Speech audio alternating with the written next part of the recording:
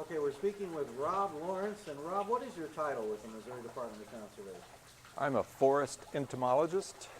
Okay, and as a forest entomologist, what do you want to tell our viewers about ticks this year? Well, ticks are always present, they're always with us, and some years are worse than others, but basically the main thing is to think about how you can protect yourself and not be exposed to ticks. And what are some of the best prevention methods that come to mind? Well, of course, we always talk about preventing ticks from getting on you first, so using DEET, or some kind of a repellent, wearing long sleeves, long pants, and so forth, and generally staying out of those brushy areas where you're going to be exposed to a lot more of the ticks. Okay. And I guess if you have pets, it even makes it worse, doesn't it? Sure, pets are going to wander wherever, and they're going to pick up lots of ticks, and they can bring them into the house. Okay, and I guess protect your pets too. Make sure you get the repellents for them too? Yes, you can see your veterinarian and find out what the best things are to use, and use some kind of protection for the pets as well. Okay.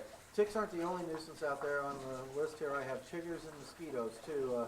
Is there any way, I guess there's really no way to stop them though, is there? Chiggers and mosquitoes are also going to be there all the time. And mosquitoes, it kind of depends on the kind of year we've had, whether we've had a lot of rain or not. We're getting some rain finally today, but it's been a fairly dry period here, so mosquito populations might be down. But we'll get a lot of those. If you have a lot of standing water around somewhere where they can breed, that can be an issue.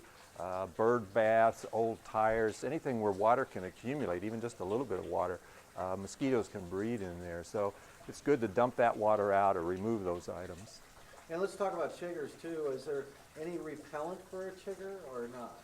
Well, you can use DEET and things like that for chiggers, but those are something that we get exposed to all the time, and it's just a matter of, after you've been outdoors and working or playing in the lawn, it's a good idea to go in and get a good shower to remove them before they get too attached. Yeah, let's talk about that. A chigger bite doesn't happen immediately. You do have a period of time to remove the insect before you actually get bit, right? Right. Explain how that works. Well, if you can remove them before they get totally attached, you can avoid some of the problems. But a chigger attaches by kind of making a little tube with as it inserts its mouth parts, and that tube is what sometimes we see kind of causing the reaction later. But they're microscopic almost. You can't hardly see Right. them. Sometimes people will see something, some little tiny crawling thing, and they'll think, oh, that's a chigger. Well, no, usually that's not it, because chiggers are very tiny and they're hard to see. But the bite can really get big.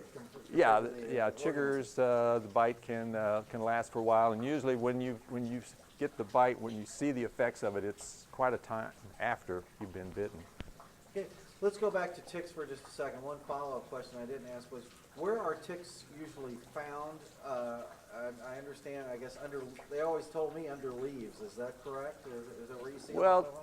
Ticks will be, they'll be under leaves and various places on the ground and in the various vegetation, but what they like to do is do something called questing, and that's where they'll crawl up to the top of grasses and various vegetation, and they'll just be sitting up there kind of with their legs out waiting for something to come by, and they can sense when some kind of a mammal or human or whoever is coming by, sense the carbon dioxide and so forth, the movement.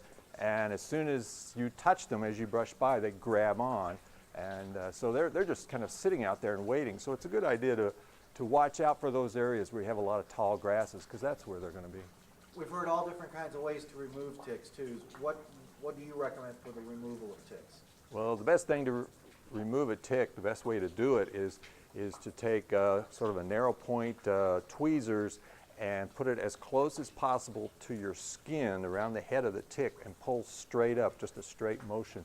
You don't want to twist it or jerk it, and you don't want to try things like various kinds of oils and ointments and lighter fluid and things like that. Sometimes when you use those other methods, it actually makes it worse, because it causes the tick to force out some of its liquids into the body, which can help spread disease faster if they are carrying it. And you made a good point too. Grab the head. If you grab the body, the liquids it'll be like a little squirt bottle squirting into your body. Right. You don't want to grab the body, because that too can cause a problem. You're squeezing the tick. You don't want to squeeze the tick. You want to pull it out by the mouth parts, by the head, so that you're not injecting more into you from the liquids they're carrying.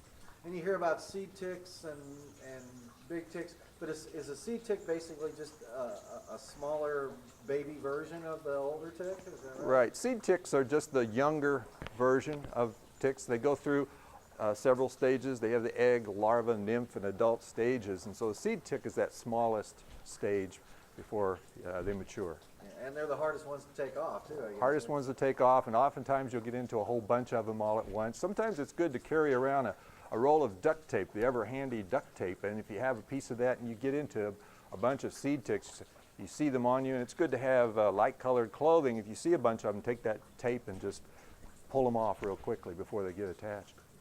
And Rob, overall this year, how would you compare this year's tick problem as to those in the past?